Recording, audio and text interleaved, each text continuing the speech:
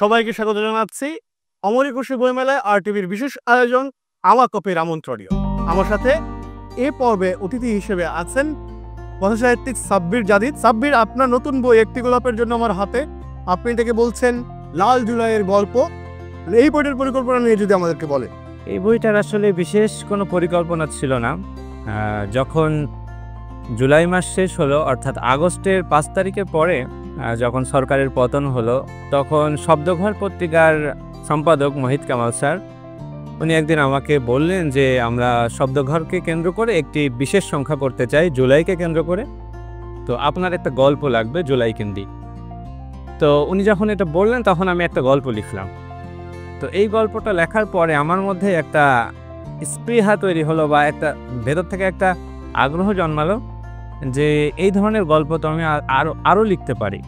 কারণ আমরা যে সময়টাকে পার করে আসলাম, যে গণ অভ্যুত্থান বলেন অথবা বিপ্লব বলেন, তো এর মধ্যে এমন এমন গল্প, এমন এমন ঘটনা ঘটেছে, গল্প যেগুলো আমার কাছে মনে হয়েছে রূপকথার চাইতেও অনেক বেশি।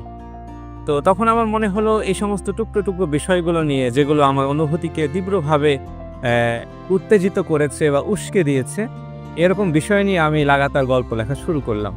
এবং আমার প্রত্যেকটা গল্পই, এই বইয়ে যতগুলো গল্প আছে সবগুলোই বাংলাদেশের শীর্ষস্থানীয় দৈনিক পত্রিকাগুলোতে ছাপা হয়েছে এবং শব্দঘরে ছাপা হয়েছে। তো পত্রিকাগুলো আগ্রহ করে ছাপতে লাগলো এবং অনেকে আমার কাছে চাইতে লাগলো, যার ফলে আমি গল্পগুলো লিখতে পেরেছি। মোট 10টা গল্প আছে। তো যখন 10টা গল্প হয়ে গেল তখন তো বই করতে ঠেকাইকে ফেব্রুয়ারি চলে আসলো, আমি প্রকাশককে পাণ্ডুলিপি জমা দিয়ে দিলাম, বই হয়ে গেল। এই গল্পগুলোর সবগুলোর প্লটে কি আসলে জুলাই অভ্যুত্থান? জি, সবগুলো জুলাই অভ্যুত্থানকে কেন্দ্র করে। মানে আপনি কি আমাদের দর্শকদের জন্য বা যারা আপনার এই বইটা পড়বে তাদের জন্য কোনো নকতা দিবেন যে এই গল্পগুলোর প্রেক্ষাপট, এখানে কিসের গল্প আছে? 10টা গল্প যদি 10 লাইনে অন্তত বলে। বিপ্লব বা আন্দোলন তো শুধু রাজপথেই হয় না, আমরা তো খোলা চোখে দেখি যে রাজপথে আন্দোলন হচ্ছে, মারামারি হচ্ছে, রক্তাক্ত হচ্ছে, মানুষ গুলি খাচ্ছে, চোখ অন্ধ হচ্ছে। কিন্তু এই মারামারির পেছনে কিন্তু আরও অনেক গল্প থাকে। হয়তো সন্তান ঢাকায় আটকা পড়ে আছে, সে বিশ্ববিদ্যালয়ে পড়ে, মারামারির কারণে সে আর বাড়িতে ফিরতে পারছে না। এখন সন্তানের জন্য তার মায়ের অপেক্ষা, অথবা বড় ভাইয়ের জন্য ছোট বোনের গ্রামে বসে অপেক্ষা, এই ধরনের গল্প আছে। আবার আমি যদি আপনাকে বলি, একটি রিক্সা কিন্তু ভাইরাল হয়েছিল, যে রিক্সাওয়ালা একজন শহীদের লাশ তিনি রিক্সার পাদানিতে করে নিয়ে গিয়েছিলেন। আমার একটা গল্পের প্রধান চরিত্রই হচ্ছে রিক্সা। তো এইরকম রিক্সা নিয়ে আমি গল্প লিখেছি। আমার একটা গল্প আছে লাঠি নামে, যেখানে একজন বৃদ্ধ, তিনি একজন মুক্তিযোদ্ধা। তো মুক্তিযোদ্ধা ছিলেন তিনি, স্বাভাবিকভাবে এই সময় তার বয়স অনেক বেশি, তিনি এই আন্দোলনে শরিক হতে পারছেন না, কিন্তু তার হাতে একটা লাঠি আছে। এই লাঠিটা ভর দিয়ে তিনি নড়বড়ে শরীর নিয়ে চলাফেরা করেন ঘরের মধ্যে, বাইরেও তেমন বের হতে পারেন না। তো একদিন তিনি দেখলেন তার বাসার সামনে দিয়ে, তার ফ্ল্যাটের সামনে দিয়ে ছেলেরা মিছিল করতে করতে যাচ্ছে লাঠি হাতে, আবার অনেকের হাতে লাঠি নেই। তো তখন তার মনে হলো, আমি তো শরিক হতে পারছি না, আমার হাতে তো একটা লাঠি আছে, আমি এই লাঠিটা দিয়ে, আমি তো শরিক হতে পারছি না, আমার লাঠিটা যেন এই বিপ্লবের সঙ্গে অংশীদার হয়, শরিক হয়। তো তিনি ওই উপরে ফ্ল্যাটের বারান্দা থেকে তিনি লাঠিটা নিচে ফেলে দিলেন। সেখান থেকে একজন বিপ্লবী ছাত্র সেই লাঠিটা তুলে তিনি স্লোগান দিতে দিতে চলে গেলেন। আপনার কাছে আসলে গল্পের আইডিয়া কিভাবে আসে? গল্পের আইডিয়া আসলে এটা সুনির্দিষ্ট কোনো পথ, সুনির্দিষ্ট কোনো নিয়ম নেই। হঠাৎ হঠাৎ কখনো অন্য একটা গল্প পড়তে পড়তে অন্য একটা গল্পের লাইন থেকে, কখনো কোনো একটা গানের লাইন থেকে, কখনো কোনো একটা দৃশ্য থেকে হঠাৎ করে একটা গল্পের আইডিয়া আমার মাথায় চলে আসে। সাব্বির, আপনি পড়াশোনা করেছেন হলো যেই বিষয়ে, আপনি নিজে একাধিক ভাষা জানেন, ফলে আপনি এখন আসলে কি প্রজেক্টে কাজ করছেন? আপনার পাঠকরা এরপর কি পাবে? আসলে মাথায় অনেক কিছুই আছে, এরপরে আমি কি লিখবো আসলে এখনো পুরোপুরি নিশ্চিত হতে পারিনি। অনেকগুলোই সিরিয়ালে কাজের মধ্যে আছে, প্রজেক্ট আছে, এখন আসলে আমি ওইভাবে ফাইনালি বলতে পারছি না। সাব্বির, এখন যখন আপনি কোনো গল্প বা কোনো লেখা চূড়ান্ত করেন, প্রকাশের জন্য চূড়ান্ত করেন, তখন আসলে কি বিষয়ে খেয়াল করেন? প্রথম খেয়ালই হয় আসলে ভাষার দিকে।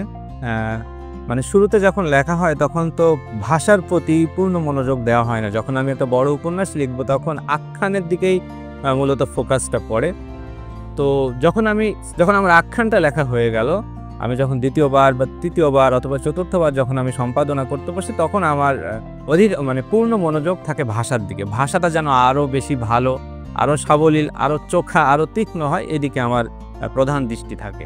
এই যে আপনার একটা প্রায় এক দশকের সাহিত্যিক যাত্রা বা জার্নি, এই জার্নিতে কোন লেখকরা আপনার কাছে সবচেয়ে বেশি প্রভাবিত করেছে? যদি বলি যারা আমাদের থেকে চলে গেছেন প্রয়াত লেখক, তাদের কথা যে কেউ হতে পারে। যে কেউ হতে পারে।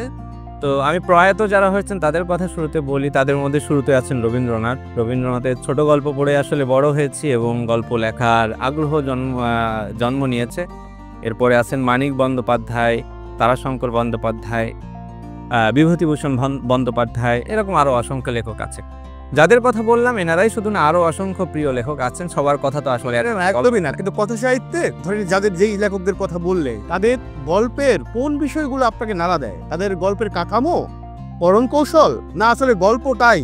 লেখক ভেদে ভিন্ন ভিন্ন হয়। কোনো লেখকের তার কাঠামোটা, কোনো লেখকের গল্পটা, কোনো লেখকের টেকনিক, এটা লেখক ভেদে ভিন্ন ভিন্ন হয়। অনেক দারুণ দারুণ, অনেক ধন্যবাদ সাব্বির। আমরা এই আয়োজনটা শেষ করে একটা রিপিট ফায়ার রাউন্ড দিয়ে কথা সাহিত্যিক সাব্বির জাদিদের সাথে রিপিট ফায়ার রাউন্ডে যাচ্ছি আমরা।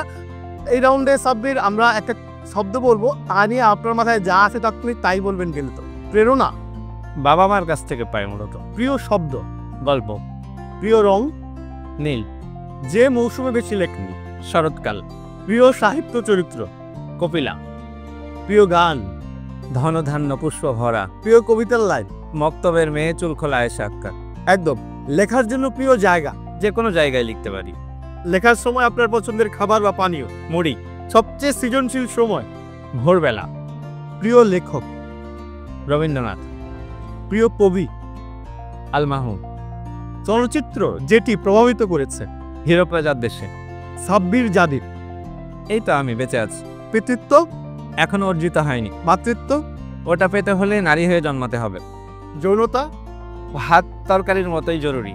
অপছন্দ করি, মানুষের সমালোচনা, যা জোরে বলতে চাই, সবাই মানুষ হয়ে উঠুক। অনেক ধন্যবাদ সাব্বির আমাদের সঙ্গে। আপনাকে অনেকজন। প্রিয় দর্শক, অমর একুশে বইমেলা আরটিভির বিশেষ আয়োজন আমার কফির আমন্ত্রণে আমরা কথা বলছিলাম কথা সাহিত্যিক সাব্বির জাদিদের সঙ্গে। দেখা হচ্ছে অন্য কোনো একজন লেখককে সাথে নিয়ে এই আয়োজনের পরের পর্বে। সবাইকে অনেক ধন্যবাদ।